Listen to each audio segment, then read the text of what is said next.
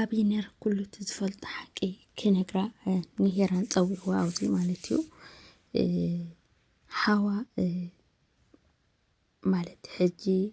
ከም ዘይፈልጥ ኣበይ ከም ዘሎ ከም ዘይፈልጥ ኩሉ ነጊርዋ ሄራን ድማ ብጣዕሚ ሓዚና ኣላ ማለት እዩ ሄራን ኣሎ እዩ ኢላ ንክትሰምዕ ዳኣ መፅያ እምበር ከምዚ ዝበለ ዘረባ ክትሰምዕ ኣይመፀትን በቃ እርግጠኛ ከም ዘሎ ኮይነ ኣመፅያ ነይራ ማለት እዩ ሰላም ሰላም ናይ ዩድሄት ተኸታተልቲ ዝኾንኩም ከመይ ኣለኹም ሰላም ዲኹም ኣነ ሰላም እግዚአብሔር ይመስገን ከምቲ ኣነ ሰላም ዘለኹ ንስኻትኩም ለ ኣብ ዘለኹም ሰላምኩም ብዝሕ ትርፍ ይበለለይ እንዳበልኩ ለማዓንቲ ኸዓኒ ብኻልኣይ ክፋል ሰልሚ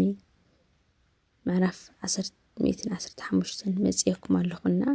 ላይክ ብምግባር ጀምሪኹም ሓድሽቲ ዝኾንኩም ድማ ሰብስክራይብ እንዳገበርኩም ቤተሰብ ኩኑ ማለት እዩ እምበር ካብ ዝቕፅል በቐዳማይ ናቲ ኩሉ እቲ ሓቂ ንገራ ኢሉን ኣቢነር ሰዲድዎ ነይሩ ኣቢነር ድማ ንሄራን ፀዊዑ ናብ ካፌ ቆፂሩ እቲ ሓቂ ንገረኒ ኣበይ እዩ ዘሎ ሓዊ ኢላ ብጥብቂ ሓቲታት ሄራን ድማ ማለት እዩ ኣቢነር ድማ እቲ ልፈልጦ ኩሉ ነገር ነጊርዋ ሓዋ ኣበይ ከም ዘሎ ከም ዘይፈልጥ ኩሉ ነጊርዋ ሄራን እዚ ክትቅበሎ በፍጹም እያ ዘይከኣለት ማለት እዩ ንሊድያ ዕሽነት ሞ ብጣዕሚ እንዲ ዝገርመኒ ማለት ምንም ነገር ክትመሃር ዘይትኽእል ምንም ክተገናዝብ ዘይትኽእል ልዋም ግን ብጣዕሚ በላሕ ንፍዕት እያ ብሓቂ ማለት እዩ እቲ ስራሕ ትሰርሖ ዘላ ሊድያ ንዓኣ ከም ዘይምጥን ንዓኣ ከም ዘይዋፅእ ትነግራ ኣላ ኣብቲ ክትሰርሕዮ ነበርክ ስራሕ እየ ኣነ ዝሰርሕ ዘለኹ ኣብቲ ትሰርሕዮ ነበርክ ስራሕ ሕማቕ ነገር ተገይርኺ ንገርኒ እምበር ኣነስ ተመችዩኒ እዩ ፅቡቕ እየ ዘለኹ ኢላ ንሊድያ ንልዋም ማለት እዩ እንዳተናገረት እያ ግን ሓደ ሓደ ሰብ ዝኾነ ንባዕሉ ኢልካ ትናገረና ከምዚ ንሑስ ቀናእኻሉ ክፉእ ነገር ዝሓሰብካሉ መሲሉ ይረአዮ ይስምዖ ማለት እዩ እዚኣ ግን ኣብ ወዲ ሰብ እውን ኣለ ብድራማ መልክዕ ዋላ ይስርሕዎ እምበር ኣብ ወዲ ሰብ ዘሎ እዩ እና ሊድያ ክተስተውዕሎ ይከኣለትን ኣብዚ ስምረት ማለት እዩ ንልዋም مش ስራሕ ኣለሽለይ ኢልክኒ ኣለሸከትየኪ ነይረ እሳ እውን ስራሕ ኣለሽለይ ደቀይ ጠምዮም እዮም ሰሪሐ ደቀይ ከዕቢ ይደሊ ኢላ ስራሕ ኣለሸላ ኢላ ንልዋም እንዳተናገረት እያ ማለት እዩ ኣብዚ ልዋም እውን ኣይተረዳእ ዘሎ ስምረት ከመይ ዓይነት ሰብ ምዃና ምንም ዝፈለጠቶ ነገር የብላይ ቤተሰብ ማለት እዩ ስምረት ግን ናይ ምንታይ በቀል እዩ ዝኽእሉ ትበቀላ ዘላ ንሊድያ ይመስለኩም ሊድያ ኣብ ሓዳራ እንዳሃለወት ሓደ ነገራት ትናገሮም ቃላት ብኣፋ ትናገሮም ነበረት ብጣዕሚ እዮም ዘናድድዋ ነይሮምና ንቕርሺ ኢላ ናብዙ ሰብኣይ ልዋም ዝነበረ ናብኡ ሕሊፋ ንቕርሺ ኢላ ብዙሕ ነገር ናብ ሕማቕ ነገር ስለተእትዋ ነበረት በቀል እዩ ናብቲ ናታ ሂወት ንኽትኣቲ ብጣዕሚ እያ ትፅዕርን ትደልን ስምረት ማለት እዩ ንሊድያ ንልዋም እኳ ይሄን ያህል እንተዘይበለታ ግን በቃ ንልዋም እውን የገደፈታን ግን ከዓነ ብዝበለፀ ንሊድያ ማለት እዩ ናብቲ ሕማቕ ሂወት ክትኣቲ ኣብቲ ሰብ ዘላት ሂወት ክትበፅሕ ብጣዕሚ እያ ትደሊ ብጣዕሚ እያ ትህንጠ ማለት እዩ ውዒላቶ እውን እኒኣ እግዚኣብሔር ደኣ ኣይትጥፍእ ክብላ ዝኾነ ነገር ክፍጠር ይኸውን ወይ በረከት ይፍታሕ ይኸውን ትወፅእ ትኸውን እምበር ናብ ጥፍኣት መንገዲ እያ ኣትያታኒ እያ ማለት እዩ ሊድያ ብፍፅም እዩ ክርድኣ ዘይከኣለ ማለት እዩ ኣዶ ይኤል ፅቡቕ መንገዲ መሪፀን ከለዋ በርሀ ድዩ ዝበሃል ድማ በቃ ናይ ጥቕሚ ጥራይ ኮይኑ ቀሪቡ መጀመርያ ሓሚመን ከለዋ ክሞታ ደልዩ ብዙሕ እንዳፀዓረ እዩ ነይሩ። ክሓብዮላ ይደለየ ንምንታይ እቲ ንብረት እቲ ገዛ ንባዕሉ ክወርሶ ስለ ዝደሊ ንባዕሉ ክወስዶ ስለ ዝደሊ ማለት እዩ። በርግፅ ቤተሰብ ኣብ ሂወት ዘሎ እዩ እዚ ብዙሕ ሰብ ከምዚ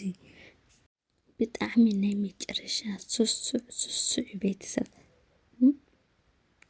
ጭራሽ ናብ ቤተ እግዚኣብሔር ተመሊስኩ እሞ እቲ ምድራዊ ነገርሲ ንመን ክኸውን እዩ ናብ መን ክትገብሩ እየ ኣኺ ዘይወዳእኽዮ ሽም ዘየዘርኪሉ ርእሰን ብሓሳብ ኣናውፅ የብሉ ኣሎ።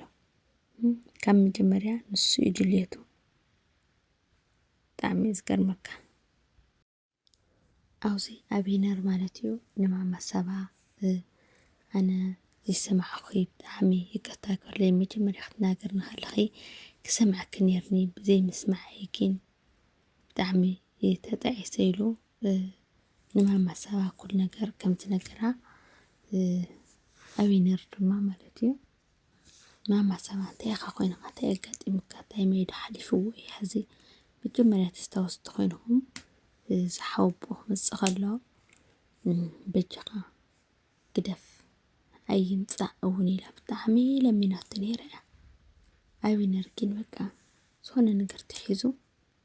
ግድን እስካብ መጨረሻ ከውፅኦ ኣለኒ ስለ ዝበላ ዝኩሉ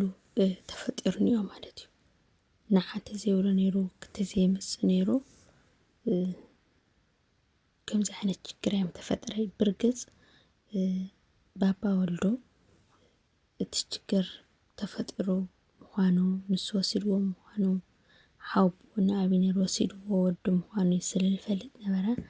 ሰላም ኣይመሃቦን ብርግፅ ማለት እዩ። ግን ንኣቢነር ግን ብጣዕሚ ዘሸቐል ነገር እዩ ኮይኑዎ እኒኦ እና ኣነ ማማ ሰባ ብጣዕሚ እያ ትሕዝነኒ ካብ መጀመርያ ትሒዛ ግደፍ እንዳበለቶ ነይራ ከምዚ ዓይነት ችግር ምህላው ክትሰምዕ ከላ እንታይ ይስማዓ ቤተሰብ ኣቤት ስምረት ሓሻዊት በቃ ምሕሻው እና ክፉእ ስራሕ እናተይላ ሒዛቶ ቤተሰብ ማለት እዩ።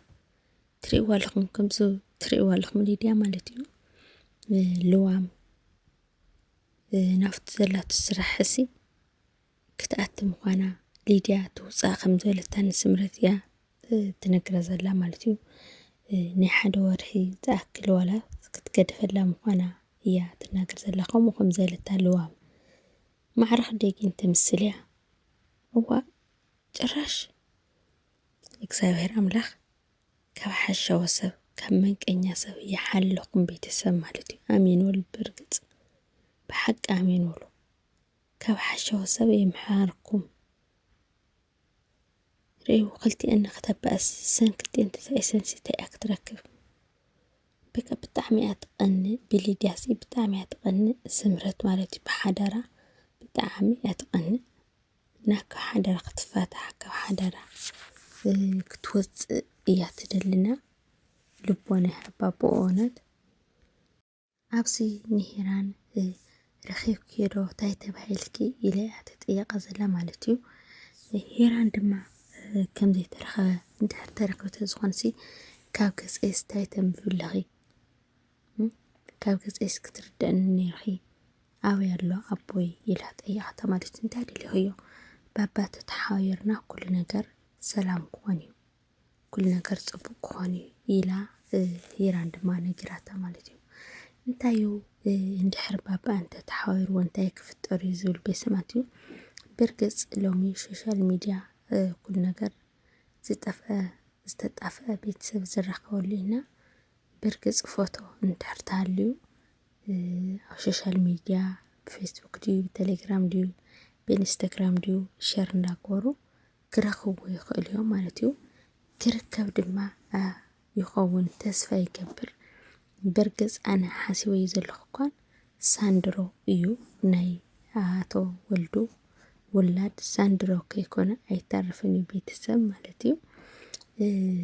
ኣቶ ወልዱ ሕጂ እውን ተንኮል እዮም ዝሓስቡ ዘለውና ኣቢነርና ኣቢነር